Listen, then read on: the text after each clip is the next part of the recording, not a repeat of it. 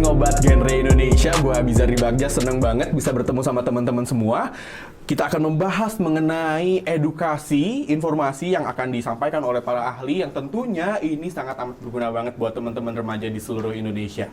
Tapi sebelum kita memulai diskusi kita pada episode kali ini, yang belum subscribe sama like YouTube channel Genre Indonesia, boleh dong di like dulu, di subscribe dulu di bawah sini. Dan pembahasan kita pada episode kali ini adalah mengenai kenakalan remaja yang juga ini sering banget menjadi pembahasan tapi nggak habis-habis dibahas nih ya teman-teman.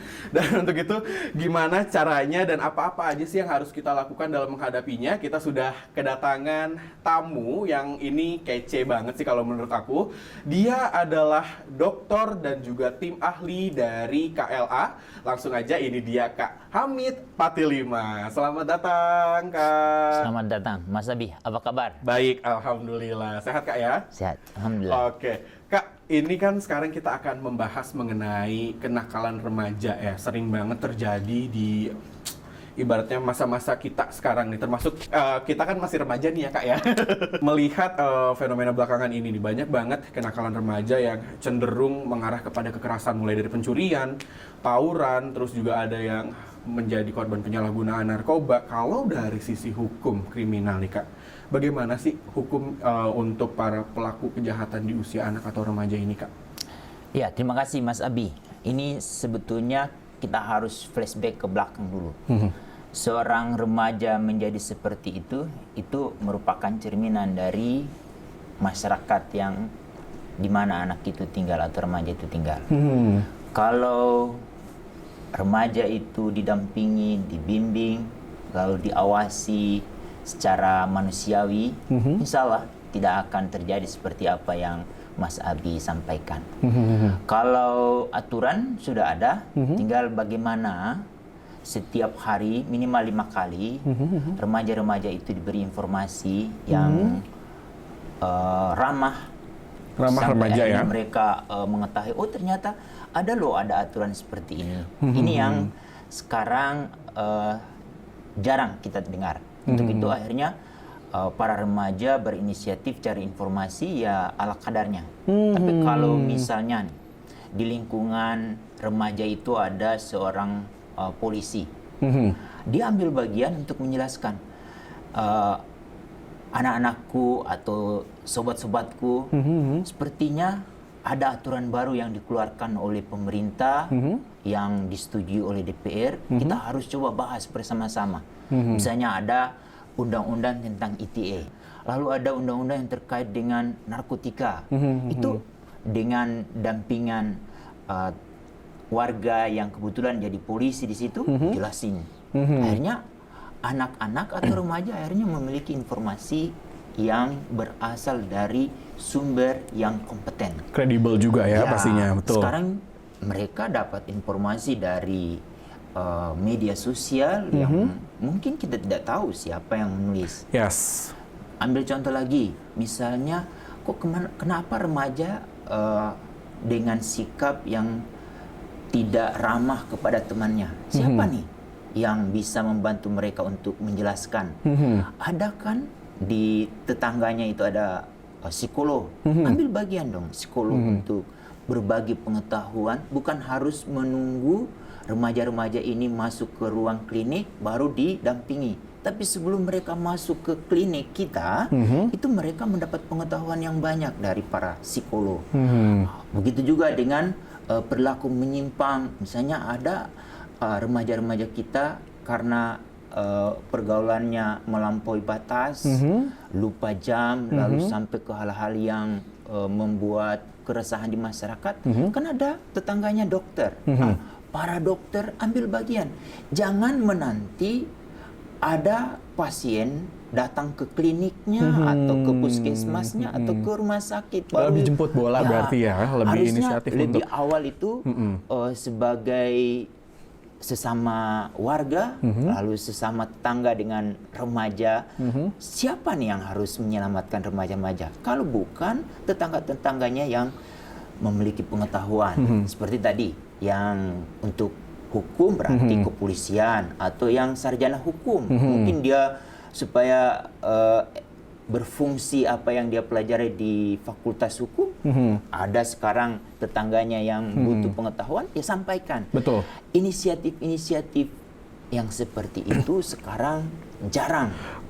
Menarik, karena memang kalau misalnya kita melihat di kehidupan sekarang nih Kak ya, berbicara mengenai sense of belonging untuk suatu lingkungan, berarti itu bisa dikatakan sedikit sekali yang mau dan bersedia untuk membagikan informasi secara cuma-cuma, mendidik anak yang bukan anak mereka gitu kan. Itu bagaimana patternnya seharusnya kalau di lingkungan? Melalui siaran ini coba kita ajak bersama-sama.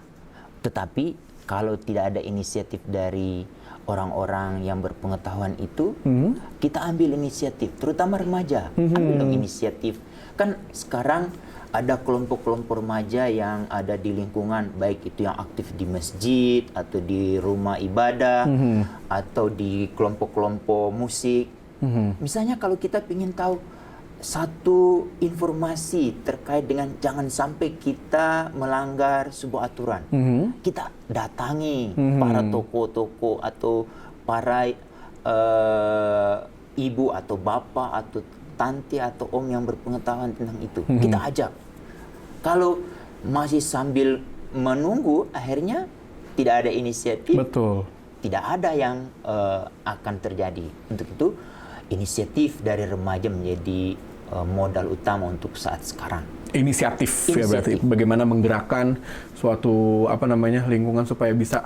Iya, karena itu kenapa terjadi.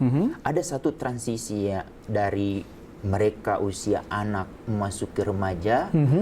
Orang tua lebih banyak mendekati pada saat usia anak, tapi pada saat anak remaja itu mereka tidak mendapat dampingan. Ambil contoh, kalau untuk anak gadis, ibunya berinisiatif untuk mendampingi pada saat datang bulan pertama. Betul. Jadi sebelum 1 bulan atau usia mens itu usia berapa, si ibunya sudah inisiatif untuk memberi pengetahuan yang banyak.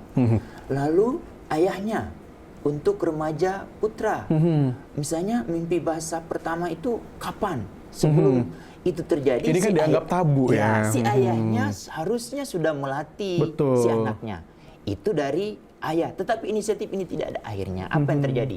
Akhirnya anak-anak atau remaja itu cari informasi dari orang-orang yang tidak berkompeten. Ataupun dia berkompeten, akhirnya dia memanfaatkan. Ada pemberian sesuatu yang kemudian itu yang membuat anak menjadi bermasalah. Menarik ini Kak. Jadi kalau misalnya kita bisa tarik mundur gitu ya, bagaimana penyimpangan ini terjadi di remaja-remaja kita, salah satunya adalah kekerasan ini, itu berarti berpengaruh juga dengan pola orang tua dalam mendidiknya. Seharusnya kayak gimana sih Kak? Ya, itu menarik pertanyaannya. Idealnya anak itu dari usia 0 sampai 8 tahun itu bimbingan, dampingan, lalu asuhan dari orang tua itu harus optimal. Di mana ayah dan bundanya itu kan sebagai pendidik pertama dan utama. Menurut para ahli pendidikan usia dini dan para neurolog, itu perkembangan anak itu 0 sampai 4 tahun itu 50%. 50%, 0 sampai 4 tahun? Itu, ya, ada 6 aspek perkembangan yang benar-benar dikembangkan di sana. Apa Kemudian, itu Kak, kalau boleh tahu? usia 5 sampai 8 tahun itu 30%. Jadi totalnya 0 sampai 8 itu 80%. Yang berkembang itu pertama, nilai-nilai agama dan moral. Pertama, kalau nilai-nilai agama itu setiap apa yang dia lakukan hanya karena Tuhan dan dia merasa diawasi oleh Tuhan, anak itu tidak akan pernah melakukan hal-hal yang melanggar moral. Tuhan Maha melihat. Kalau itu sudah tertancap dari usia 0 sampai 8 tahun, sisanya kan tinggal 20% dari usia 9 sampai 18 tahun. 20% itu tidak akan berkembang optimal kalau 80% ini tidak optimal. Siapa nih narasumbernya? Narasumbernya otomatis ayahanda dan bunda. Jadi sebagai guru pertama ya. Iya, dia akan menceritakan tentang, nak, ini milik ayah, ini milik bunda, ini milik kakak, ini milik kamu. Tidak boleh ambil. Kalau mengambil berarti itu perbuatan yang tidak baik. Tidak hanya cukup itu, semua pengetahuan berarti perkembangan kedua, kognitif. Segala sesuatu yang ada di sekitar anak, baik kita mulai nih, anak itu tempat tidur, kita jelaskan apa saja isi tempat tidur, lalu ruang dapur, ruang tamu, ruang halaman, dijelaskan secara kognitif, berarti akhirnya anak tahu berbagai informasi. Kemudian perkembangan motorik, kasar maupun halus, itu siapa nih yang melatih si anak sampai dia bisa menjadi individu yang perkembangan tubuhnya berkualitas? Dari ibunya atau ayahnya. Kemudian bahasa. Bahasa betul. anak. Coba Bung Abi pada saat lihat ada anak kecil yang suka menegur temannya, itu kayaknya kata kasar. Kalau kata ibuku harusnya bukan begitu. Oke. Bahasa. Jadi bagaimana menerapkan pola mendidik yang sebab akibat gitu ya? Dari rumah misalnya terkait dengan sosial emosional. Emosional misalnya, kok kelihatannya dia suka marah-marah. Oke. Lalu dia kadang-kadang sedih. Ini berarti ada sesuatu yang harus dilatih. Untuk itu ayah, ibunya harus membimbing. Lalu kemudian perkembangan sosial. Sosial misalnya dia sangat disenangi oleh temannya. Kenapa? Karena emosinya ramah pada orang lain. Lalu dia sangat mau berbagi. Betul. Karena sudah dilatih. Yang paling akhir ini Mas Abi adalah aspek seni. Aspek seni? Seni berbicara. Oh wow. Seni bermain. Jadi seni berbagi. Ini kan harus butuh seni. Betul. Ini semua berkembang pada usia 0 sampai 8 tahun.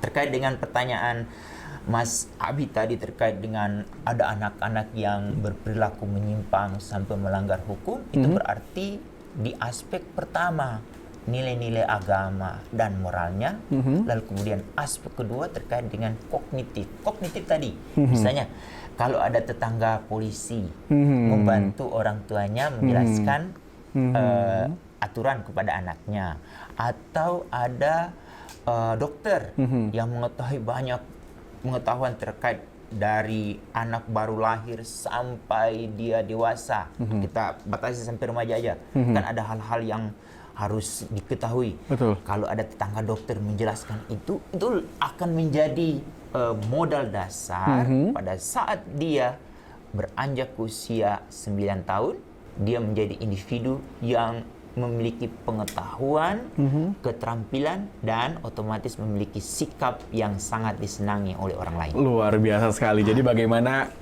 keterlibatan semua aspek lingkungan ya Kak ya untuk bisa terlibat dalam pembentukan karakter seorang anak. Nah, teman-teman genre Indonesia dan remaja Indonesia dimanapun teman-teman berada, seru banget percakapan kita tadi bersama Kak Hamid.